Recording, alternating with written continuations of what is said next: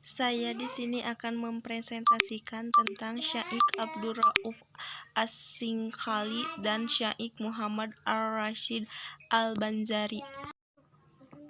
Syaikh Abdul Rauf As-Singkali, nama aslinya adalah Abdul Rauf Al-Fansuri yang lahir di kota Singkil.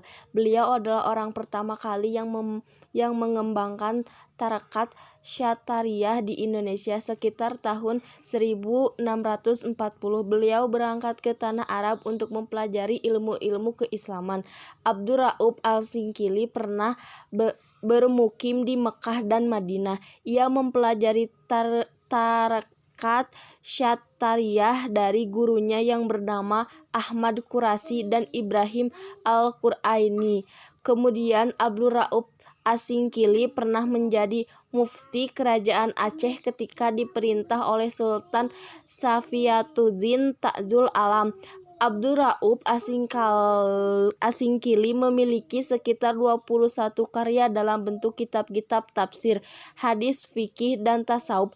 Beberapa karyanya antara lain berikut: A. Kitab tafsir yang terjudul Turjuman Al-Mustafid, terjemah pemberi faedah, yakni merupakan kitab tafsir pertama yang dihasilkan di Indonesia. B. Umdat Al-Muhtazin, yaitu karya terpenting yang ditulis oleh Abdul Rauf As-Singkili.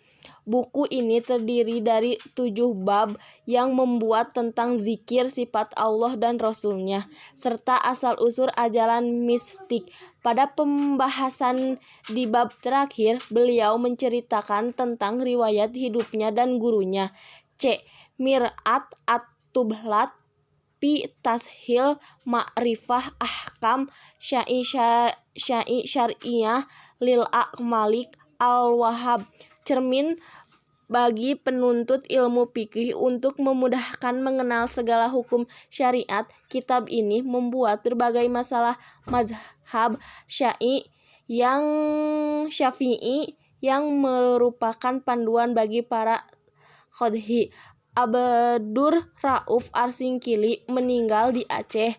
Beliau dikenal dengan sebutan Tengku Syekh Kuala sebagai penghargaan masyarakat Aceh kepada perjuangan beliau, maka namanya dijadikan sebagai nama perguruan tinggi di Syekh Kuala. Sebagai penghargaan masyarakat Aceh kepada perjuangan beliau, maka namanya dijadikan sebagai nama perguruan tinggi di Aceh, yaitu Universitas Syiah Kuala.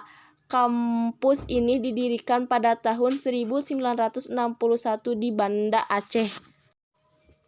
Syaikh Muhammad Ar-Rasyid Al-Banzari. Muhammad Al-Rasyid Al-Banzari lahir di Lok Gabang, Martapura, Kalimantan Selatan pada tahun 1710.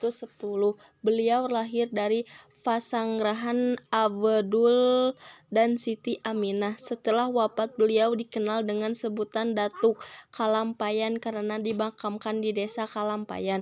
Ketika masih anak-anak, beliau diadopsi oleh Sultan Tahlilullah untuk dididik secara tuntas. Bahkan beliau dikirim ke Mekah dan Madinah untuk belajar di sana selama kurang lebih 30 tahun. Sebelum berangkat ke Tanah Suci, beliau dinikahkan dengan seorang putri yang bernama Bajut sebagai sarana untuk mengikat perasaan dengan keluarga di tanah air.